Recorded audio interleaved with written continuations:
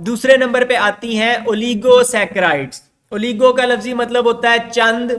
तो ये चंद sugar units के, चंद ग्लूकोज के मॉलिक्यूल्स आपस में जुड़ेंगे या चंद फ्रुक्टोज के मॉलिक्यूल्स आपस में जुड़ेंगे तो एक बड़ा मॉलिक्यूल बनेगा जिसको हम ओलिगोसैकेराइड कहते हैं। ओलिगोसैकेराइड पिछले वालों की निस्बत, मोनोसैकेराइड्स की निस्बत थोड़ी सी कम मीठी होती हैं, ज्यादा स्वीट नहीं होती, टेस्ट जरा फीका सा होगा, थोड़ा फीका, लेकिन पानी के अंदर आसानी के साथ डिसॉल्व नहीं होंगी। मॉलिक्यूल क्योंकि बड़ा हो गया, बड़ा मॉलिक्यूल पानी के अंदर तैर नहीं सकता, इसलिए वो नीचे पड़ा रहेगा। ठीक है, निस्बतन जितना बड़ा करते जाएंगे उतना मुश्किल से डिसॉल्व होगा, जितना छोटा मॉलिक्यूल होगा उतना जल्दी डिसॉल्व हो जाएगा। ठीक है, फिर इनकी हाइड्रोलिसिस की जा सकती है, हाइड्रोलिसिस करके इनको तोड़ा जा सकता है और टूट के ये 2 से 10 मोनोसैकेराइड्स देती हैं।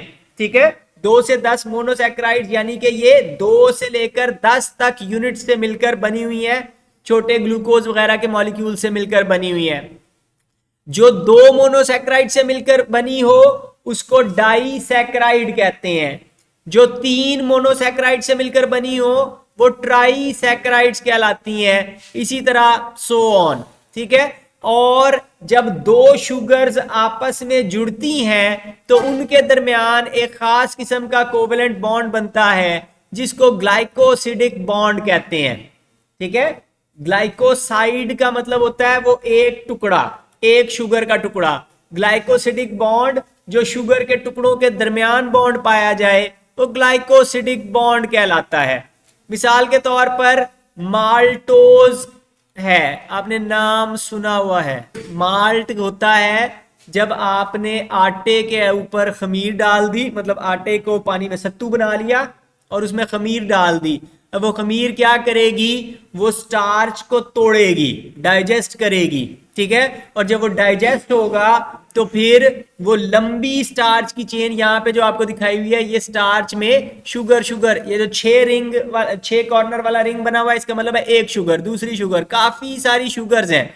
तो जब इसको तोड़ेगी तो वो 2-2 करके तोड़ती है और इस तरह ये वाली शेप बनती है। ठीक है, तो ये 2 शुगर आपस में जुड़े हुए हैं, ये माल्टोज कहलाती है। ठीक है, तो इसी वजह से वो माल्ट एक्सट्रैक्ट जो है उसके अंदर लीमू डाल लें या कुछ और डाल लें, लेकिन वो एक्चुअली मीठा किस वजह से है, उसमें चीनी नहीं ऐड की हुई, वो आटे के टूटने की वजह से मीठा बना है, तो वो माल्टोज है जो मीठा बना रही है उसे। ठीक है जी, तो स्टार्च की हाइड्रोलिसिस से प्रोड्यूस किया जाता है, माल्ट एक्सट्रैक्ट में पाया जाता है जो आपके आमतौर पर ड्रिंक्स वगैरह के अंदर होता है। इसी तरह सुक्रोज का नाम आपने सुना हुआ है। सुक्रोज को हम केन शुगर कहते हैं, गन्ने से जो हासिल होती है, और ये ग्लूकोज और फ्रुक्टोज के आपस में जुड़ने से बनती है। ठीक है, अब यहां पर ग्लूकोज का मॉलिक्यूल है, ये फ्रुक्टोज का मॉलिक्यूल आपको दिखाया हुआ है। अब यहां पर एक OH ग्रुप है और यहां पर एक OH ग्रुप है। ठीक है जी, और तो ये वाला और ये वाला आपस में मिल सकते हैं, H और OH आपस में मिलकर बाहर निकल जाएंगे, H2O बन जाएगा। यहां से OH से हाइड्रोजन निकला है तो इस ऑक्सीजन की वैलेंसी खाली हो गई, इस कार्बन की वैलेंसी खाली हो गई, तो ये COC बॉन्ड बनेगा। ये COC बॉन्ड ग्लाइकोसिडिक बॉन्ड कहलाता है और शुगर्स को जोड़ने में हेल्प करता है। ठीक है, फिर बाज तरह की शुगर्स को हम कहते हैं रिड्यूसिंग शुगर्स। रिड्यूसिंग शुगर्स ऐसी शुगर्स होती हैं जो चीजों को रिड्यूस कर सकें। रिडक्शन क्या होती है, ग्लूकोज के पास है एक एल्डिहाइड ग्रुप, फ्रुक्टोज के पास है एक कीटो ग्रुप।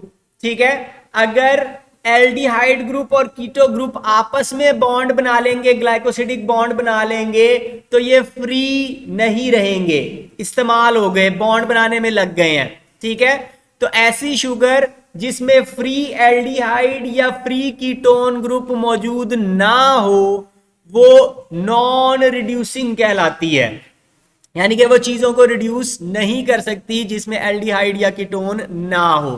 ठीक है, तमाम मोनोसैकेराइड्स चूंकि उनके पास एल्डिहाइड या कीटोन ग्रुप मौजूद होता है तो वो सारी रिड्यूसिंग होती हैं, लेकिन डाइसैकेराइड्स या पॉलीसैकेराइड्स में से बाज रिड्यूसिंग होंगी, बाज नहीं होंगी। जिनमें उनका कीटो ग्रुप बॉन्ड बनाने में इस्तेमाल हो गया वो रिड्यूसिंग नहीं होंगी।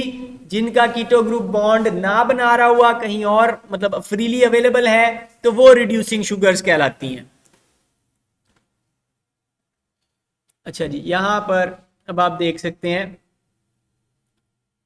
ये एक हेक्सोज है, ग्लूकोज है फॉर एग्जांपल, और ये भी एक हेक्सोज है, ग्लूकोज है। ठीक है जी।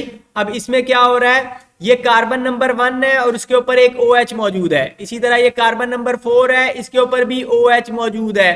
अब यहां पर वो H और OH बाहर निकल गए, ऑक्सीजन की वैलेंसी खाली हो गई एक तरफ से, दूसरी तरफ से कार्बन की वैलेंसी खाली हो गई, और खुद ब खुद नहीं हुआ बल्कि एंजाइम वहां पर हेल्प कर रहा है।